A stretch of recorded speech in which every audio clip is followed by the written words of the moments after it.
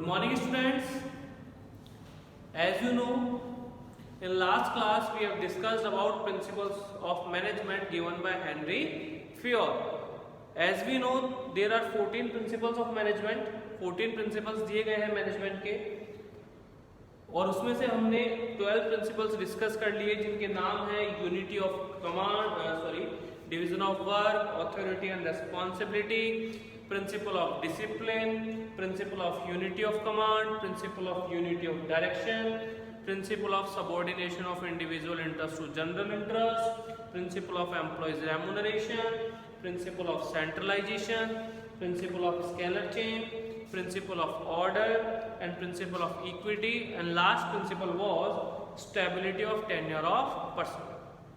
Personnel means a person who have specialized knowledge and provide specialized services to an organization. कुल मिलाकर कहें तो एक अच्छी स्किल्स और एक अच्छी पोजीशन पर होता है पर्सनल. हमने बात की कि स्टेबल होना चाहिए. स्टेबल मीन्स हमें जल्दी से जल्दी मतलब बहुत जल्दी डिपार्टमेंट्स जो हैं वो ट्रांसफ़र नहीं करने चाहिए, बहुत जल्दी टर्मिनेट नहीं करना चाहिए, मौके देने चाहिए, और एम्प्लॉयज़ को लगातार एनकरेज और मोटिवेट करना चाहिए ताकि वो हमारे साथ बने रहें. इसके कुछ बेनिफिट्स मिलते हैं. एम्प्लॉयज़ की एफिशिएंसी इंक्रीज होती है, वो एक्सपर्ट बनते हैं अपने एरिया के. दूसरा, आप उन्हें लगातार अपने साथ रखेंगे तो वो लॉयल रहेंगे ऑर्गेनाइजेशन के लिए. ठीक है, तो और एक लॉयल एम्प्लॉय हमेशा पूरी एफिशिएंसी के साथ काम करता है. और सबसे बड़ा फायदा होता है एम्प्लॉय टर्नओवर का.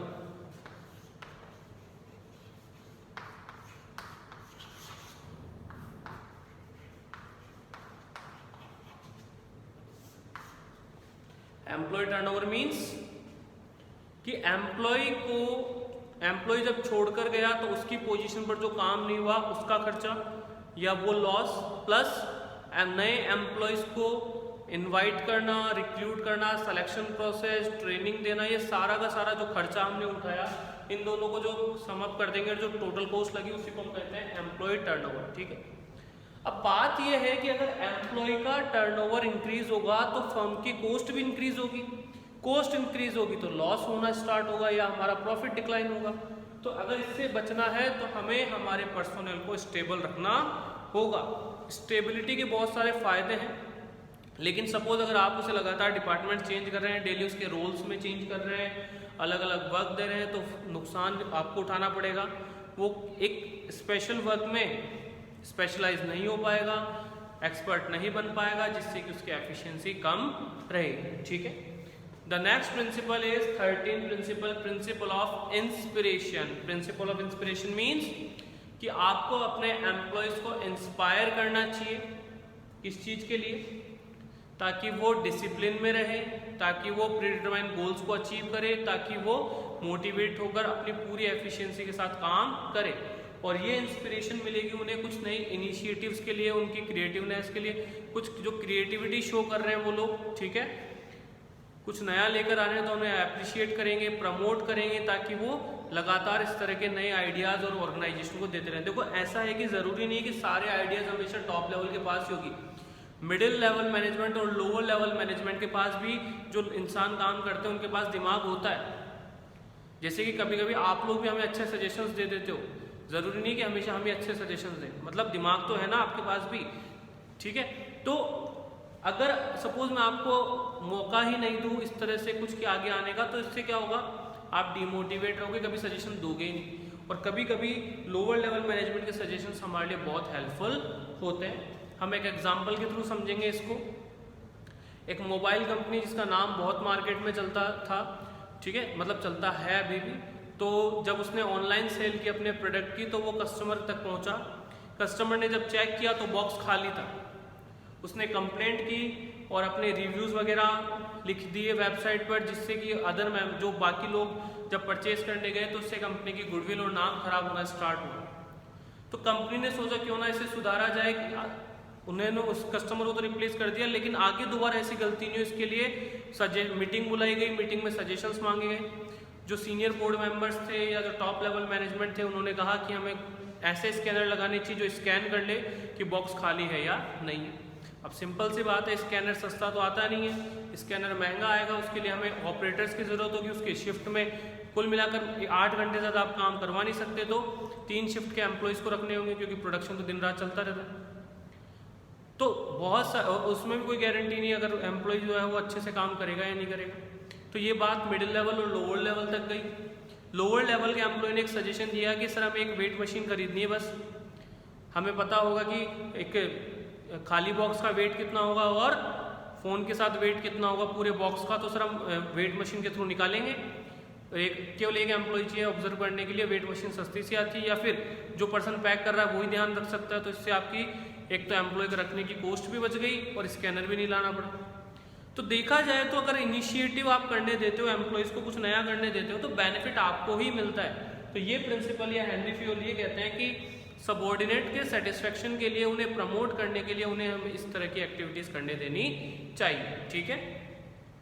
The last principle of management is esprit de corps. Esprit de corps का मतलब है प्रिंसिपल ऑफ कोऑपरेशन, कि भैया ऑर्गेनाइजेशन की सक्सेस के लिए प्रिंसिपल ऑफ कोऑपरेशन का फॉलो किया जाना जरूरी है, बहुत बहुत जरूरी है।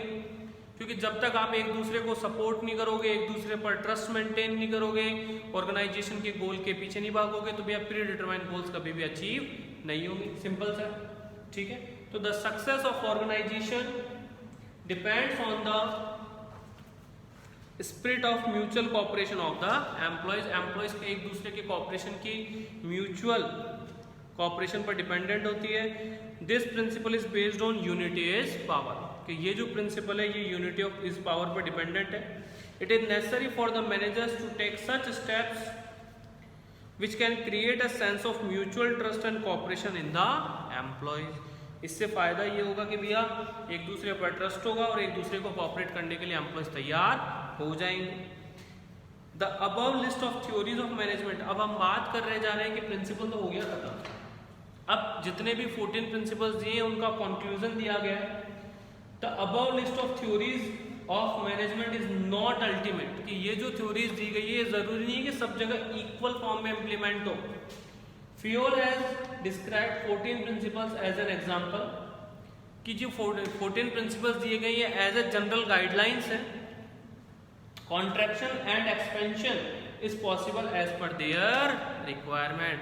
कॉन्ट्रैक्शन भी हो सकता है और एक्सपेंशन भी हो सकता है, मतलब जरूरी नहीं कि प्रिंसिपल की सारी बातों को अडॉप्ट किया जाए, इसमें थोड़ी काट छांट या थोड़ी बढ़ोतरी की जा सकती है जैसी जरूरत होगी। क्यों? क्योंकि हमने मैनेजमेंट एज ए साइंस में पढ़ा था कि मैनेजमेंट प्रिंसिपल्स तो यूनिवर्सल है बट इनका इम्प्लीमेंटेशन यूनिवर्सल नहीं है। क्यों? क्योंकि management principles are flexible in nature, it depends on nature and size of organisation and culture of organisation और कल्चर ऑफ कंट्री। डिपेंडेंट की आपकी किस कंट्री में बिजनेस कर रहे हैं वहाँ के कल्चर पर डिपेंडेंट होता है। ठीक है। In the field of management Taylor, Koontz और डोनेल, हेनरी और वेक, अदर मैनेजमेंट थिंकर्स और theorist also rendered many theories। Henri Fayol के अलावा ऐसे नहीं कि आज तक कोई दुनिया में मैनेजमेंट का थिंकर नहीं हुआ, बहुत सारे हैं। एफ.डब्ल्यू. टेलर है, कुंटज और डोनेल है, राल्फ डेविस है, हेनरी है, पीटर एफ. ड्रकर है, विलियम मोची है, ठीक है, हसबर्ग है, बहुत सारे थिंकर्स हैं जिन्होंने मैनेजमेंट की थ्योरीज दी है। ठीक है। तो और सबने अपने अपने हिसाब से, किसी ने किस चीज़ को वेटेज दिया है, किसी ने प्लानिंग को वेटेज दिया है, किसी ने 3 ही फंक्शन बताए हैं जो कि हमारी बुक के टेबल में आगे दिए हुए थे। ठीक है, सेकंड चैप्टर में कि प्राइमरी फंक्शंस में हम लोगों ने देखा था। अब हमारे Henri Fayol's contribution in the development of management की, मैनेजमेंट के डेवलपमेंट में हेनरी फ्योल का क्या कंट्रीब्यूशन रहा है आज तक। ठीक है। It is possible better to name French engineer Henri Fayol as the father of modern और administrative management principles. Henri Fayol को फादर ऑफ मॉडर्न और एडमिनिस्ट्रेटिव मैनेजमेंट कहा जाता है, कि मैनेजमेंट के जो मॉडर्न मेथड्स आए और एडमिनिस्ट्रेटिव मैनेजमेंट जो किया जाता है वो हेनरी फ्योल के प्रिंसिपल से किया जाता है। Fayol spent his entire executive life in a company, ठीक है, company commentary for chambered and this long experience wrote several books on the subject of management. एक ही कंपनी में पूरी जिंदगी निकाल दी इन्होंने और उसी एक्सपीरियंस के बेसिस पर इन्होंने कुछ बुक्स लिखी, ठीक है, जो कि मैनेजमेंट से रिलेटेड थी, including the publication of administration industrial et general 1916 in the French language in special and various aspects of management were made clear. French language में लिखी गई थी 1916 में। 1 मार्क्स में क्वेश्चन पूछा जाता है कि हेनरी फ्योल ने कौन सी बुक लिखी थी या कब लिखी थी, दोनों ही 1 मार्क्स से क्वेश्चन पूछे जाते हैं, या किस लैंग्वेज में लिखी थी। 3 क्वेश्चन हो गए हमारे, ठीक है। और इसमें मैनेजमेंट से रिलेटेड टॉपिक्स को क्लियर किया गया था। Due to fact that the book was in French there was a not good wide spread of idea of it. क्योंकि फ्रेंच लैंग्वेज में थी, लोग इसे समझ नहीं पा रहे थे, तो बहुत ज़्यादा लोगों में ये आइडिया फैला नहीं कि इस तरह से मैनेजमेंट करना चाहिए। There was the English translation of the book was published in 1929 but its distribution was restricted to European countries. 1929 में इंग्लिश में ट्रांसलेशन तो हो गया, लेकिन यूरोपियन कंट्रीज में इसे डिस्ट्रीब्यूट नहीं किया गया, रेस्ट्रिक्शंस लगे हुए थे। After that the English translation of the book was published in the United states in 1949। बाद में यूनाइटेड स्टेट्स में 1949 में इसका ट्रांसलेशन किया गया इंग्लिश में, और उसी के बाद हेनरी फ्योल का कंट्रीब्यूशन पूरे वर्ल्ड में एक्सेप्ट किया गया। Fayol studied the problem of management from the point of view of upper level of management. और हेनरी फ्योल ने जो भी प्रॉब्लम फाइंड आउट की वो टॉप लेवल के हिसाब से की, क्योंकि जब हेनरी फ्योल वर्क कर रहे थे तो वो भी टॉप लेवल पे ही थे, काम कर रहे थे। He divided the activities of an industrial organization into 6 classes. उन्होंने किसी भी इंडस्ट्री को 6 क्लासेस में डिवाइड किया जिनका आपको मैनेजमेंट करना होगा। The first one is technical actions, activities related to production. Production से रिलेटेड जो मशीनों को संभालना होता है, मशीनें किस तरह से चलेगी, ये सब जो चीज़ें हैं ये इसमें आती है। सेकंड आता है हमारे कमर्शियल एक्टिविटीज, जिसमें परचेज और सेल्स से रिलेटेड आ जाएगी। आप कस्टमर को किस तरह से मोटिवेट करेंगे गुड्स खरीदने के लिए, ठीक है। नेक्स्ट आता है हमारा फाइनेंशियल एक्शन, कि आपको पैसा कहाँ से लेना है, फंड्स कहाँ से अरेंज करने हैं। Next is protective actions. Protective actions are related to safety of property, कि आपके पास जो सेफ्टी ऑफ गुड्स है, गुड्स वगैरह जो है, एसेट्स वगैरह है, उनकी सेफ्टी से रिलेटेड यहाँ आएगा। नेक्स्ट इज अकाउंटिंग एक्टिविटीज, आप अकाउंट्स किस बेस पर मेंटेन करेंगे, कैसे मेंटेन करेंगे, डबल एंट्री सिस्टम पर करेंगे, ठीक है। और नेक्स्ट आता है मैनेजरियल एक्टिविटीज, जिसमें प्लानिंग, ऑर्गेनाइजिंग, डायरेक्टिंग, कंट्रोलिंग और कोऑर्डिनेशन के बारे में हम ऑलरेडी पढ़ चुके हैं, ठीक है। Is it clear everyone? तो ये थे हमारे कुछ हेनरी फ्योल का कंट्रीब्यूशन। और जो लास्ट टॉपिक है वो ये है, according to Fayol all the above mention activities are performed in an industrial organisation. अगर आप एक इंडस्ट्री को मैनेज करना चाहते हैं तो आपको ये सारी एक्टिविटीज का मैनेजमेंट करना होगा। They found that proper knowledge exists in relation to the first 5 activities. पहली 5 एक्टिविटी के लिए आपके पास प्रॉपर और टेक्निकल नॉलेज होना बहुत ज़रूरी है। So he focused his attention on managerial action. Regarding managerial action, Fayol has divided his idea into 3 main parts. और आप अच्छे से स्टडी कर सको इसलिए अपने आइडिया को उन्होंने 3 पार्ट्स में डिवाइड कर दिया। The first is managerial qualification and training. That means कि अगर आप मैनेजमेंट करना चाहते हैं तो आप में क्या क्या क्वालिफिकेशंस होने चाहिए, ठीक है।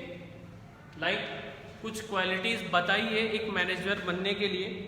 फिजिकल हेल्थ, ठीक है, हेल्थ अच्छी होनी चाहिए आपकी ताकि आप अच्छे से हार्डवर्क कर सकें। आपकी मेंटल कंडीशन अच्छी होनी चाहिए जिससे कि आप किसी प्रॉब्लम को अच्छे से समझ सकें और उसके लिए अच्छे सॉल्यूशंस ले सकें। आप में कुछ गुण ऐसे होने चाहिए जिससे कि लोग आपसे इंस्पायर हों, आपकी तरफ अट्रैक्ट हों। आपके एकेडमिक्स नॉलेज अच्छी होनी चाहिए और टेक्निकल नॉलेज होनी चाहिए आपके पास वर्क की। और लास्ट एक्सपीरियंस होना चाहिए जिससे कि आप किसी काम को अच्छे से कर सकें। और नेक्स्ट आता है हमारा elements of management. Elements of management हम लोग ऑलरेडी पढ़ चुके हैं। Planning, organising, directing, controlling and coordination. Is it clear everyone? So उसी के बारे में बताया गया। फिर भी कोई डाउट रहता है आप लोग क्लियर कर सकते हैं, ठीक है। And the last is theories of management, जो कि हम लोग प्रिंसिपल्स में पढ़ चुके हैं। तो ये 3 एलिमेंट बताए हेनरी फ्योल ने कि आपको ये 3 एलिमेंट करने होंगे अगर आप मैनेजमेंट को अच्छे से समझना और पढ़ना चाहते हैं। तो आज की क्लास में हमने क्या डिस्कस किए? Principle of inspiration, principle of esprit de corps, then contribution of Henri Fayol in the field of management, 4 marks में बहुत बार पूछा जाता है, तो इसके लिए हमें अच्छे से प्रिपेयर करना है। आज की क्लास में इतना ही। Thank you so much.